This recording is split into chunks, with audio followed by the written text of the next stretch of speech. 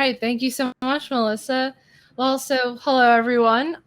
Thank you all so much for joining us for our Passion Palooza. As Melissa said, my name is Caitlin, and I'm a graduating senior for the Close School. And today I just wanted to ask you guys a couple of questions for our panel on if I knew then what I know now. So the panel is dedicated to taking a glimpse into the future and figuring out some information on what it's like after graduation. We're going to be talking to all of our handfuls of graduates here with us today who are so kind to join us. And we're going to be talking to them about what it's like to be branching out into your careers after graduation. So I will be asking the questions, but if anybody in the audience has any questions that they would like to ask, please feel free to add them in the chat, and then I can pass them along to our guests. All right, so first, let's have everybody introduce themselves. When I call on you, could you please just say your name, the year you graduated, and then what it is you're doing now in your career? So let's just start with who's on my screen first. Asim, could you go first? Hello, I'm Asim, and I graduated last year, 2020, which was sad because no graduation really. But what I'm doing right now is I co-founded another company after the initial company we started at the Close School. So the initial company that I did start was called Orai. Now I am running another company with my CTO and co-founder Partosh called Copycat. And what we do is we make code out of designs using AI. That's all. Cool. I'm going to probably have you explain that a little later on. So next, can we have Avery? Hey everyone, Avery here. Most of you guys know me as Avo. What am I doing now? I feel like I'm doing a lot of things, but my official title, I'm working at SAP, which is a software company out of Newtown Square. It was my third co-op, so I was lucky enough to stay on the team. So I'm pretty blessed to have a job at the start of the pandemic. I'm doing some go-to-market stuff for them, specifically for one of their softwares. So a little bit of demand generation and content generation for them. But, yeah. And what year was it that you graduated? It was 2020.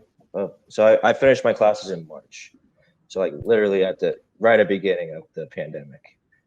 So. Oh, nice. Awesome. All right, Max. Hey guys, I'm Max. So I spent the last probably 3 years working in digital strategy in the health and pharma space. And then about a month ago, quit my job and jumped into real estate full time. So that's what I'm doing now. I'm sure I'll touch on that. And I graduated in 2019. Sol. I'm Sal, run a company called Fallen Media. We're a social media agency. So we work with clients to sort of like blow them up on social media. And then we're also a social media publisher. So, really come into work every day and create content and shows made for social media, like TikTok shows or meme pages on Instagram. That's, in a nutshell, that's what I do. Much. Lauren. Hi everyone, I'm Lauren. I graduated in 2019 and I currently work as a program manager at Comcast in new product. Yeah, been doing it since I graduated, so same thing. Thank you. Elliot? Hey guys, Elliot Levy, graduated June of 2019, so have been out of Drexel for a little bit now, but always excited to come back. I'm on the health tech team at Dream Adventures, which is sort of a late stage growth program accelerator and generally a Series A venture fund, primarily for security and health companies. But as mentioned, I'm really just on the health team. So my world these days is all health tech. So that's where I spend my time. But yeah, enjoying it and excited to still be in the world. Thank you so much. So if you want, for the remainder of questions, if you want, we can go in order of how you've all introduced yourselves, if that's easier, or you can interrupt each other a little for conversation's sake. But next, I just wanted to know, did any of you expect to be in a different position than you are today? Was this what you expected your careers to look like at this point? No. No, yeah, you really never really know where you end up. I was working at Exelon, which is a co-op. I was doing at Drexel, and I thought that's where I was going to work for the next couple of years. And after I graduated, they shut down the division I was working at. So I ended up like trying to look around. So yeah, so you really don't know, and you shouldn't try to know either. You shouldn't try to figure it out. Yeah, I agree with Saul. Yeah, I thought I had things planned out, but it never goes as planned. Not saying it's a bad thing that I'm doing now. I love what I'm doing, but I always thought I would be doing something else. So yeah. Yeah, I wouldn't have ever guessed I'd end up doing what I'm doing now. But things kind of just happen, and I think that's the beauty of it. Just kind of going with the flow, being open to things is one of the biggest things I recommend. In my case, sorry, go ahead, Lauren. Oh, just real quick, I didn't think I would be where I am right now too. And I think at the beginning when I started my close school career, I really thought that I needed to start a business right off in the beginning or do that by the end. And I met a lot of different people that showed me that you don't have to do that to be entrepreneurial. So it's a very different switch from when I first started.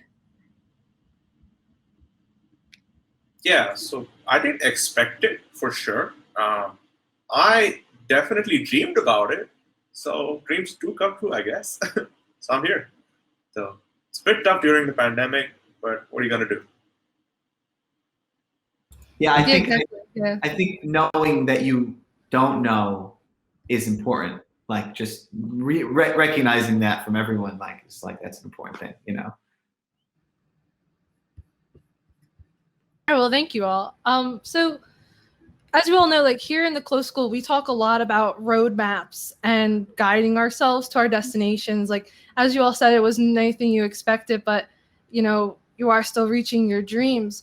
So what is it like for you when you graduated and you started having to drive yourself in a way towards your own goals?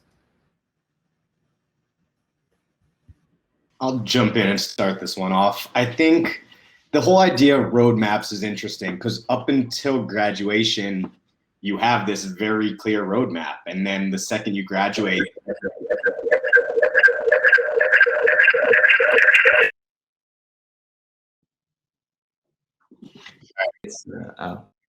and then the second you graduate, it's kind of, wow, you're in complete control. You can do anything you want. So frankly, my first full-time job was my last co-op. I had stayed there. I had loved it, and I thought I was on one track, and that was kind of the roadmap I was following for a while until I decided to do something else. So, I mean, really, I think the important thing is just to make sure you keep going. It doesn't matter what roadmap you follow as long as it's one that you want to be on. Right. And also knowing that you're really like getting the tools to do that now, like, that's really what the close school is. It's entrepreneurship. So if you're on your own sort of trying to figure it out, know that you spent the time, to really get the right tools and sort of figure things out on your own, Yeah. Yeah, I'll jump on that and just say like that was the one thing I loved about the close school was it wasn't your standardized type of class where you have to take your multiple choice test and do this and that. It was kind of like you have a task. Usually it was disrupt this industry, ... or create something that would be innovative. And you meet with your teams. I was in multiple team groups with Saul and Lauren, and it was just fun to take a task and put it on ourselves. There wasn't no like step-by-step thing that you had to follow. It was kind of up to ourselves. And that's exactly how the real world is. You're not going to have someone telling you what to do here and there. and your boss isn't going to hand you a multiple choice test. It's going to be, present the facts, give me a briefing or whatever. So it definitely set me up properly for the real world. And then on my side, I'll just say I certainly did not think I would be in health, but I suppose that's the way it works. And I think after graduating, it's important to be open. I wanted something that was still in the space, but truthfully, I probably would have worked in almost any industry if it was a seat at the table. But I found that when I put some borders around what I wanted and what I didn't, it made it easier for people to help me. And I guess I wasn't overly opportunistic, but I started to say, okay, well, I've done ventures in a couple of these industries. These things are where I can demonstrate some, level of prior experience. And then as soon as I did that, it's funny, my ask changed, right? And it was easier for people to kind of direct me to other people because I had figured out some of that piece and I had done it for them, as opposed to expecting them to kind of see where all the dots can connect.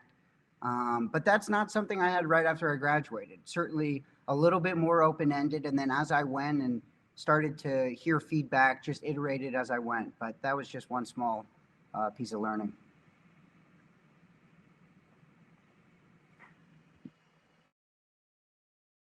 So, are there any obstacles that any of you have overcome? It can be personal or in your career that you, looking back as a freshman in college, would have said, there's no way that that's something I would be able to do?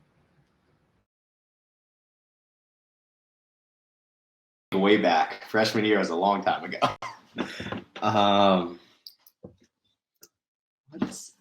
I think really, the biggest thing that the close school did for me just throughout college was really open up kind of my mind to the idea that we can do anything. Just look at this panel. We're all doing very different things. A few of us have started our own companies. Now I'm essentially starting my own company. Just the idea that you can do anything. Like freshman year of college, I'm just imagining myself thinking, yeah, I can start a company. Obviously I wanted to. That was part of what drew me to close, but did I think I could? Did I know kind of how? Absolutely not. Let's see. This is a tough question. I like it.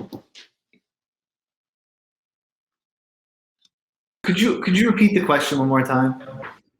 Yeah, so I'm just curious as to, there's a lot of times when you're finally like on your own and you're out doing your own thing, and then you overcome an obstacle that when you look back at it, you're like, wow, at some point in my life, I don't think I would have believed in myself to have overcome that.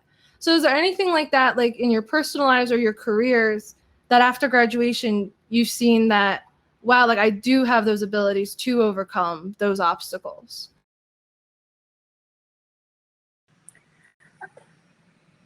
I think part of it is just you have to learn fast, right? I didn't have an exit, right? I tried my hand at a couple startups, but on paper, right? What necessarily makes me qualified to assess a startup, right? In any or lead a startup operationally, right? But the funny thing is, I feel like in the phase where you don't know, it's important to be open, and there are no dumb questions, so to speak, right? And learning from others that are smarter than you, have been through it. But honestly, it's a fast transition, and I think if you act the part and if you act accordingly, you'll look back in retrospect a year from now and it'll almost seem like second nature. But if we had this conversation, back in January of 2020, I would have exhibited some confidence, certainly with around those areas and my ability to demonstrate them. But I think ultimately, when I did get that opportunity, just acting the role, right, and acting like I was supposed to be there, it's funny how that ends up kind of manifesting a little bit. And not to get too meta about it, but just as, small reflection though. Thank you all so much. That's awesome. I know it's a little bit of a deeper question, but you know, I know you've all come so far from where you originally started. And with that being said, like you're all in such different areas, yet you all have this entrepreneurial brain. You know, some of you are doing all these different things. So is there any universal advice that you can give that is relevant to all of these different work experiences that you're all experiencing? Like, what is something that on a singular level you could all agree on, for advice wise? I'd like to start off with this one. So I remember when we would take classes with Dr. Z, we would always, whenever Saul and I were in a group, we'd always be thinking, what is that one thing that's going to put us over the edge, like stand out from everybody else? What is that one thing that we can do that's going to get Dr. Z to say, wow, this is a great project?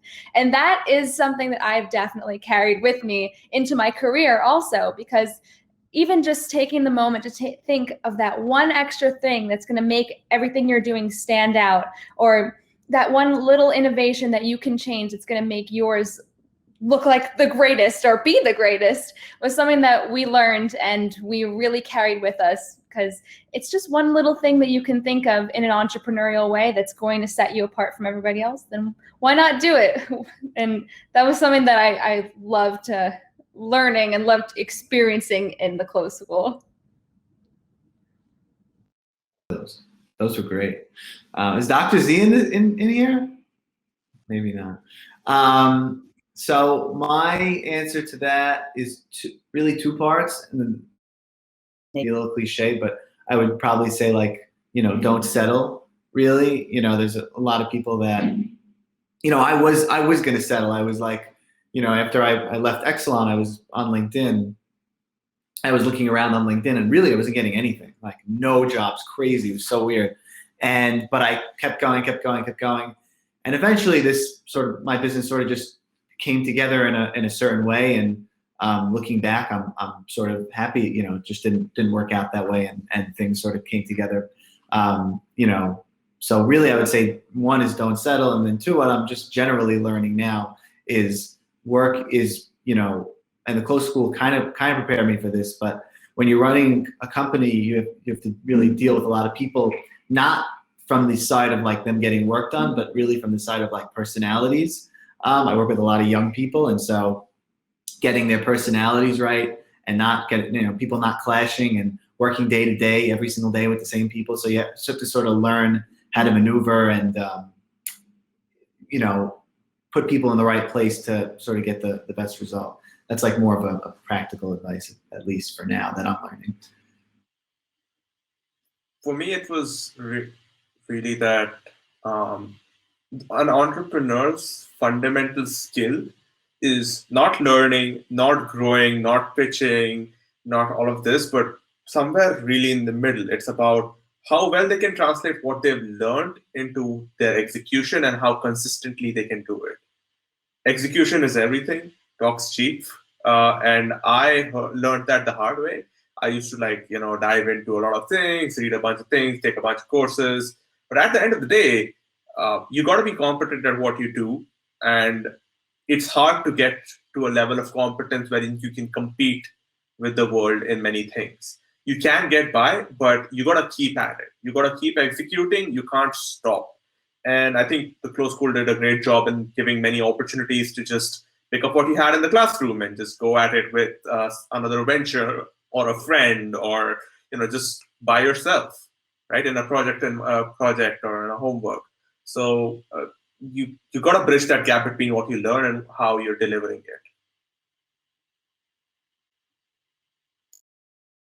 Much for saying that, actually, because I remember you in classes, like, always learning. It always felt like you knew. I don't want to say you knew everything, but it was like, wow, like, he's so smart. And I always wanted to aspire to learn to that level, to constantly be aware and like ready for things. But I've also found that at the same time, like, my education isn't anything unless I'm actually using it and moving forward with being consistent and doing something with it. So thank you so much for sharing that. And I think I was just gonna say, I think that's really important point, right? Because the theory teaches you about the dots, right? And then you need to really get your hands dirty to connect some of them. And that's how you build up the pattern recognition, your entrepreneurial muscle. Because I think it's odd. A lot of that happens in the class, outside of the class. But if you don't get your hands dirty, you're never going to sort of build up the reflexive action that I think like a good entrepreneur has. And when I look, I mean, it doesn't all have to work. You know, what you try doing in college and out doesn't all have to work. But if it advances your strength in that area and builds up your acumen, I think that is literally the most important, because then you can walk into a new role having understood some of the process of, you know, the basics, you know, some things you've learned firsthand where you can steer the company, the organization away from pitfalls that you ran into. And then it just goes back to that last point about curiosity. I mean, if we're not curious, we're not going to apply any of this stuff. So it doesn't all have to come, but I think you have to get your hands dirty and play around and just build up that muscle.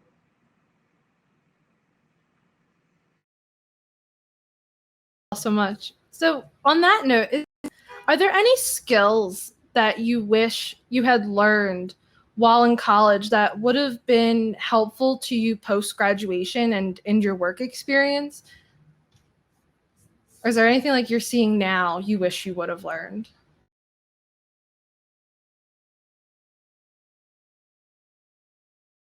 I mean, for me, I'll just say quickly, I took some startup financing classes, right? But I didn't really get deep into the financial modeling and some of the diligence side that I now find is pretty important. And so I wish I had learned that. I'm having to learn that kind of stuff now. I'm learning on the job. I'm doing a little bit outside of it, but that's one of those areas that I just did not appreciate as an operator. I kind of kept it more about, you know, the business model, trying to prove out product market fit, customer discovery, those elements, which are important, but I missed that financial piece a little bit.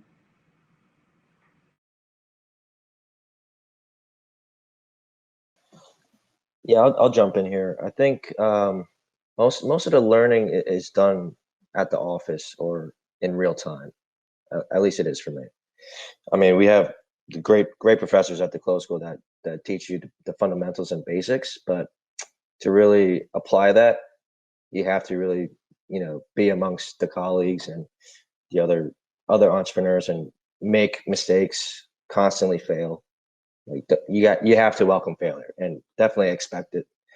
I think being in college is probably the safest place to fail. So you should fail as many times as you can, and do things that make you uncomfortable.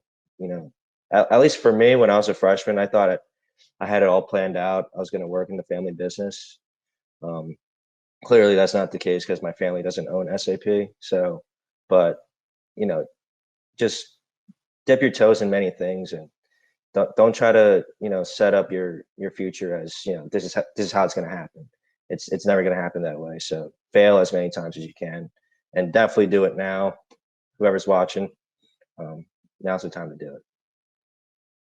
Yeah, and just to echo that point, I mean, now is the time to really be uncomfortable. I mean, even as you graduate, those first couple years, what do you have to lose? Maybe a little money, maybe a little time, but now is the time to really take chances. So if you're not uncomfortable, I mean, you may not be progressing fast enough. You know, now is the time to take those chances and take the risks. Like in my personal case, I just quit a great job, a great career, because it wasn't fulfilling personally for me, and I want to take a chance and try something I'm passionate about. So go after it is kind of all I can say.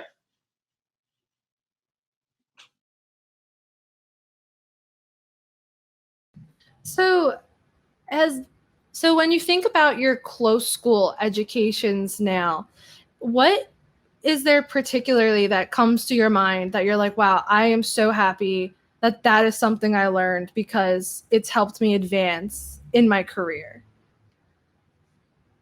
I actually was thinking about this while we were thinking about the other question, because Something related to what Max was saying is that I'm so glad that we learned when is the right time to see, like, oh, this is a failure. It's time for me to pivot, move on. And that's something that I'm really grateful that we learned while at the close school, because if we're not taking those risks, we're not going to get to where we want to be. It's not going to stay in a job that we don't like or we're not passionate about. We are going to take those risks and be entrepreneurial and follow our passions to something that is going to be more fulfilling.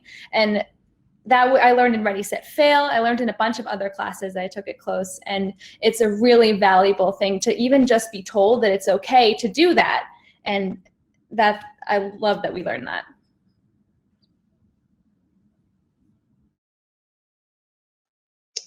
Yeah, I'll jump on this question as well. I think something I learned and was definitely a big weight off my shoulders was I didn't have to start something.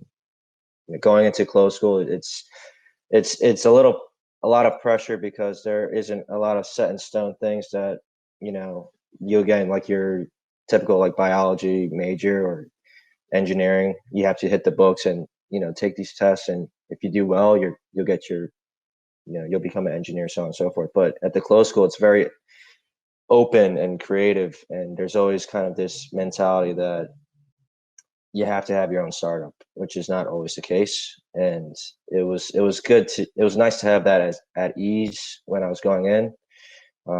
You can be part of an existing corporation and make it better. We don't really need a lot new more things. We need to make the things that we already have better. So I think that was an eye-opening thing for me going in.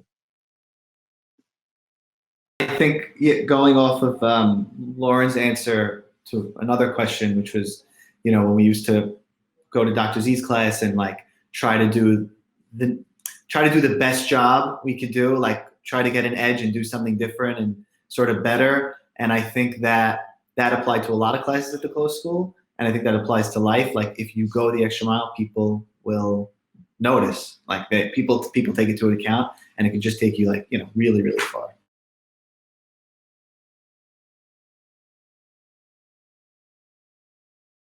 Thank you all so much on that. So at the close school, we also talk a lot about the importance of our networking. Have any of you been able to keep in touch with some of your community from Drexel? And if so, what has that been like for you?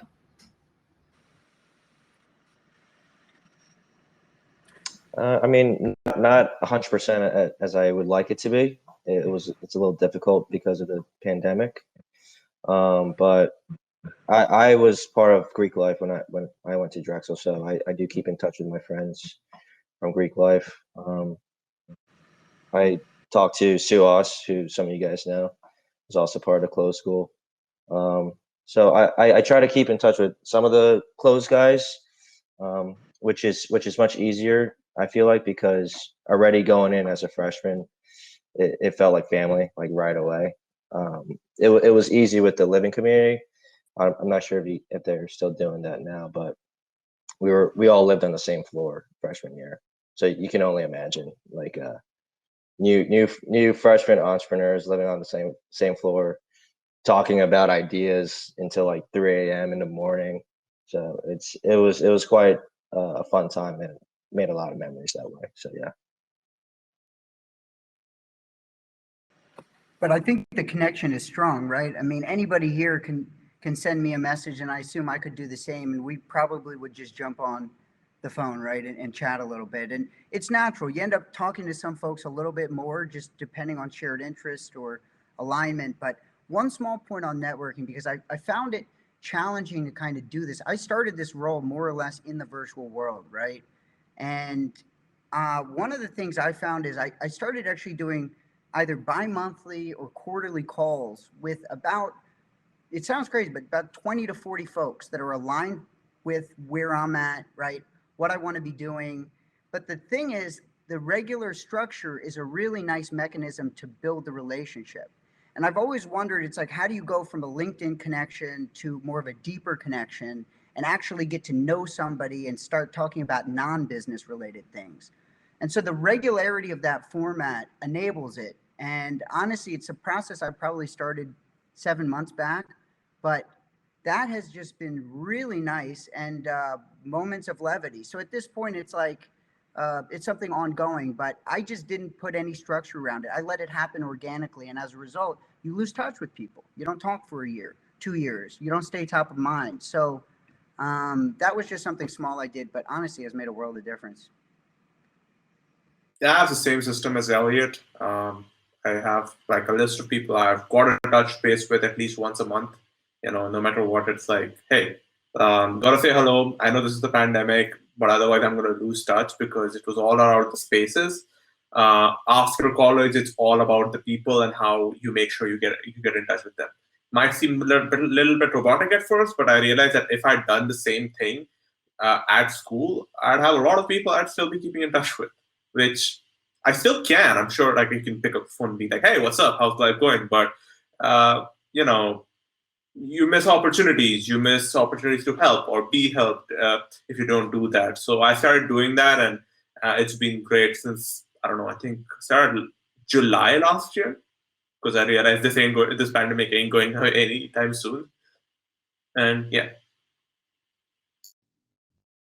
That's some advice I'm taking for myself, because I think the beauty of the closed school is we could call anyone that we went to school with and everyone will answer. Everyone will help you if they can. Just chat. You can bounce ideas off each other. I know I do that with some of my former classmates, now friends. But I think that was such a good piece of advice to really, you have to make an effort to stay in touch with people, because especially in this world right now, I mean, a lot of my networking was done in person, and that just dropped off the face of the earth last year. So you just got to find ways and make it a priority to go out and network and really build those relationships, because that's what it comes down to at the end of the day. You have to totally to the point. Sometimes you just have to like get the ball rolling by offering to help. I remember that line I think we learned at the close school, which was you ask for money, you'll get advice. You ask for advice, you might get money. And it's that interesting thinking of if you start saying, well, how can I help you? Or you just find those synergies and start rolling, like that really does, people will raise their eyebrows at it and go, wow, this person, they're on top of their stuff. They're really helping me out. It just lends itself nicely to that you scratch my back, I'll scratch yours kind of thing. But yeah, to the point, definitely important activity.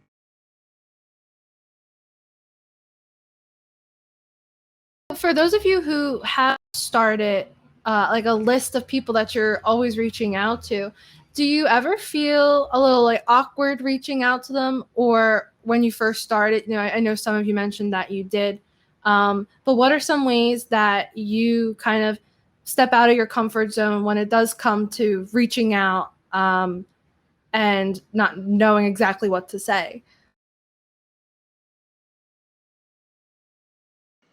Honestly, if you're curious, I don't think you'll not know what to say. I think if you're curious, you can always have that conversation, right? I mean, that's my take, because you don't know where the conversation is going to go. But if you exhibit curiosity in somebody and they reciprocate that back, you'll have some organic rapport that you can honestly exhibit. And not all of them move in the direction of really, really warm. Some of them are a little bit more lukewarm, but the majority of them move in that direction. I think if you show curiosity, you don't have to have it all figured out, but if you show interest, you seem like a good person, and you have some synergies between your two efforts, whether it's just general entrepreneurial or specific to your industry, I think honestly, set it and forget it, and it will do its trick a little bit. But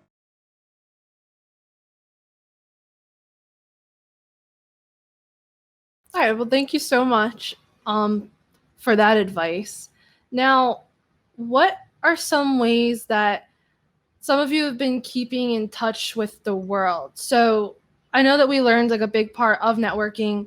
It helps us when it comes to innovation, and it helps us come with fixing some of our ideas. Like we talked about, you can call people up and bounce ideas back and forth to see kind of what works and what doesn't work.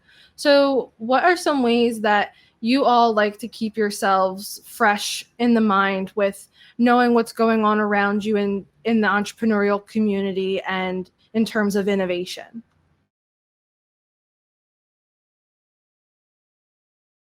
I'll start with that. The simple answer is, there's multiple forums and startup, sites that you can go to, but I'm gonna go the opposite way on this question.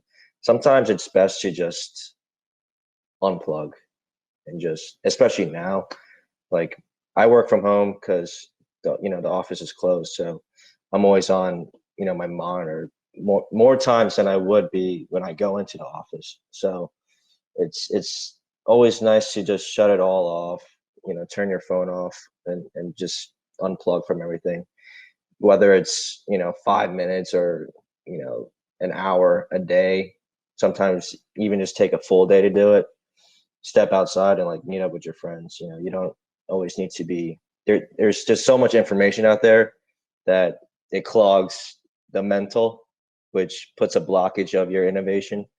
I find myself to be a little bit more creative when I can sit back and close my eyes to all the crazy news out there these days. So definitely unplug when you can. I think it'll help a lot.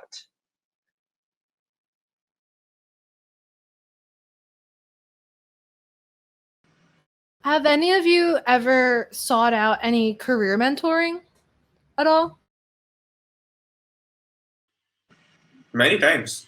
In the close school, out of the close school, you just have to reassess your situation because the world's kind of changing really fast. And I mean, it's not like it doesn't change any faster without COVID, but it's going at super high pace right now. So, for example, in my case, I was often in and out of Dr. Z's office in freshman year asking, hey, like, which of the two startups should I join?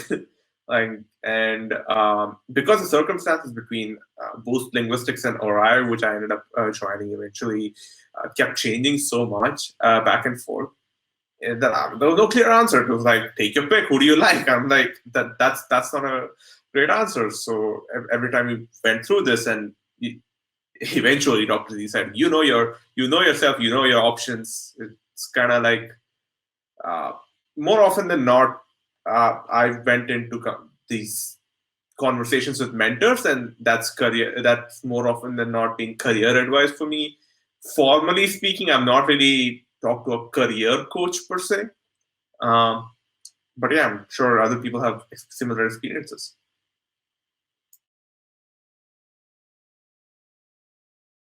Yeah, so at Comcast, we have like a mentorship program where you get matched up with people inside the company that are from other lines of business that you are working in. And I was able to work with some people that one of them I kept on as a mentor, but it was nice to get to know a lot of different people from all over the company. And my one mentor that I work with now knows that I'd like to move to another part of the business. And it's been really helpful because she can provide me with people that work in different parts of Comcast or work in even their different sections, because she has those connections, and she's really willing to help me move around. So having a mentor is a really great thing to have, and they'll help you advance in your career. And I recommend everybody get a mentor in their professional career.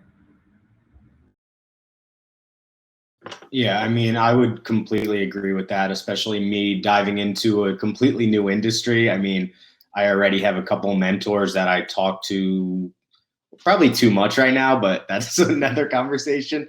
But really, you just need that person or people to be able to go to be able to be brutally honest with and get feedback, because none of us are perfect, as much as we like to think we are sometimes. And you need someone who is there to help you advance your career. In this case, your career, but could be anything really. So I definitely think mentors are very valuable. Start to build those on now, right? When you don't need something. Because I remember when I was job hunting after graduation, like I certainly reached out to several of these folks, not necessarily career coaches specifically, but people that I thought could help me open a door. And I just remember at that time I had wished that I had started that relationship about a year earlier, when we can just sort of chat and it's not so, here's what I can do for you, here's what you can do for me type of thing. So that when you do need them, it's already a pretty warm connection, right? So that's advice I'm trying to at least apply now, although I'm very happy and not looking elsewhere.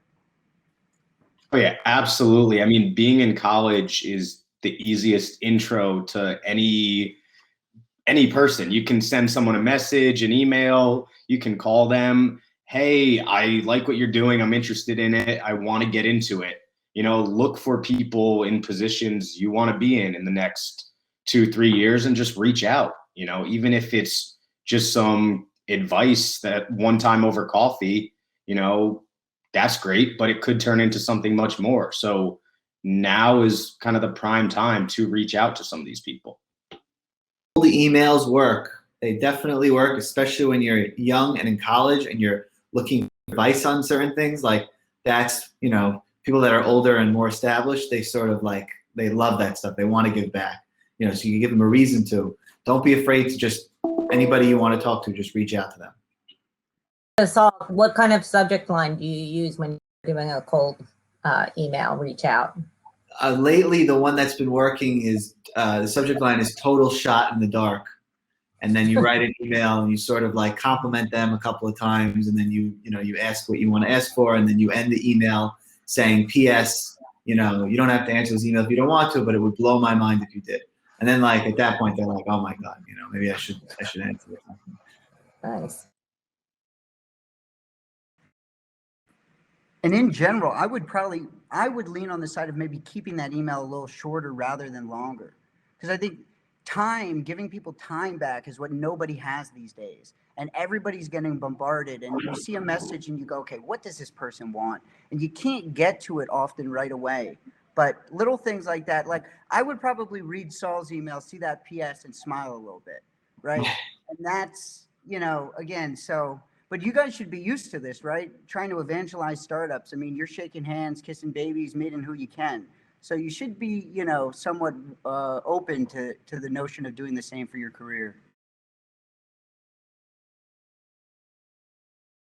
So this has just been all such great advice. Thank you all so much. I've been taking a ton of notes, and you all really inspire me to really get out there with personality and stuff like that and have fun with it. But, as we begin to wrap up, I just wanted to ask you guys one more last quick question.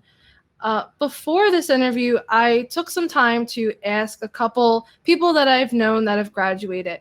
And I asked them, what is something that you would want to ask? And a big thing that they had mentioned was that they wanted to know a bit more about, things along with mental health, because they had found that one of their things looking back was that they had always wished that they had put their mental health first rather than putting it aside to just focus really hard on that career. So what I want to ask is, how do you all take care of yourselves? What are some steps or advice that maybe you could give for when it comes to starting your careers, but also taking care of yourself so you can grow personally and also grow, obviously, in your career? I would say, for me, one, I started meditating, which is great. Definitely recommended.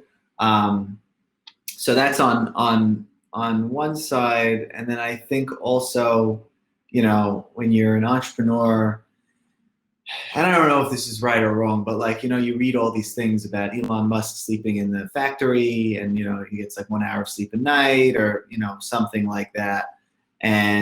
But I don't really subscribe to that unless you have to, unless, your company's on, right on the edge and you got to make it happen. But I think, work really, really hard, but also it's important to sort of leave time for yourself. And, there's sometimes where you may say, sometimes I say to myself, when I'm not so busy, I should be busier and try to figure it out. Or when I go home and it's 9 o'clock at night and I'm not working, I should be working. But really the truth is you shouldn't push to overwork yourself. you should sort of feel it out and do what feels right to you. Yeah, I agree with that, Saul. I'm a big advocate on sleeping. So get your sleep, guys. I'm huge on like the 8 hours, sometimes 9. It's definitely more on the weekend for sure. I'm a big advocate on sleeping. So rest those eyes, especially in the world we live in right now. We're in front of a screen, most of the day. So unplug and get some sleep. That's my advice. That's what makes me happy is sleeping. So I think the big thing for me is I put my mental and physical health first, and then I'm grinding on my job. I think you need to set a plan, a routine, whatever that works for you. It's going to be different for every single person here. But if your health isn't good, your output is not going to be good. It's that simple. So everyone is unique. Everyone has different needs, and everyone's situation is different. But if you're not prioritizing your health, it doesn't matter if you're working 20 hours a week, the output's not going to be there. So you just got to prioritize it however you need to. So in my case, this is something that has been a hard thing because I was doing my startup full time while also doing everything with college and overloading on credits because I needed to graduate early at the end of the day. So I've learned a few things. I don't know whether they apply, but the first thing I'd like to say is find a therapist, even if you don't have something you need to worry about or like are facing issues, keep them in clutch. Basically, when you have problems, when you have issues, you don't want to be sitting around trying to find a therapist. It's hard because you don't know who's going to fit, right? You don't know whether like Drexel's counseling would be the fit for you. They're good, they'll work, but you need something that'll help you get back up, get back out there, right? So find somebody just in case. It's just like health insurance.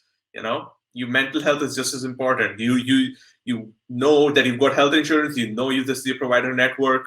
You know that's your mental health network. That's one thing. The second thing is more because like less on the damage control side, but more on the let's keep my sanity. Agree with Avery. Sleep's important. An entrepreneur's job is to make the best decisions for the company. There's been studied more than I don't know how many times that sleep impairs judgment. If you're making bad decisions as a leader or even as an employee or even in anything, you're doing wrong for your career, you're doing wrong for your company.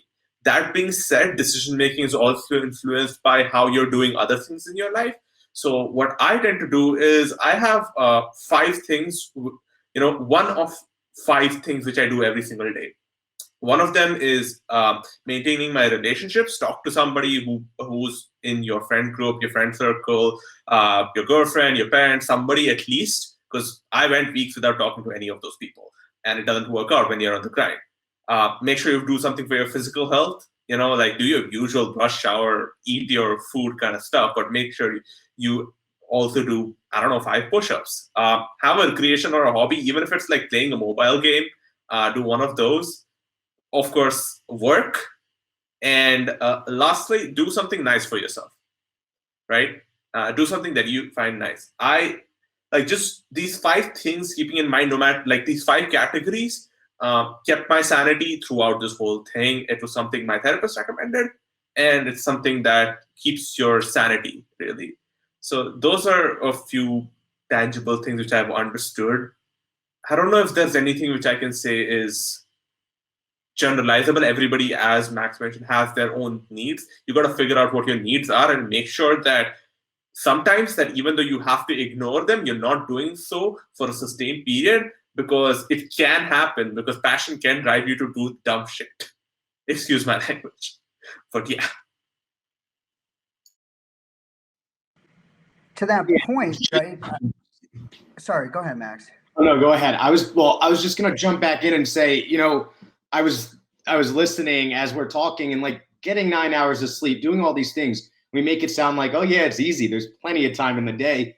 there's sacrifices you got to make. I mean, you have to find the time, you have to set your mandatories to get these done. And it may mean, oh, you're not going out drinking with friends. Oh, you're not doing this. Like, you need to set your priorities and make these things happen and find the time, because none of us have time in our day. You know, we're all busy. We're all working as hard as we can on our respective things. So it's time that you need to make.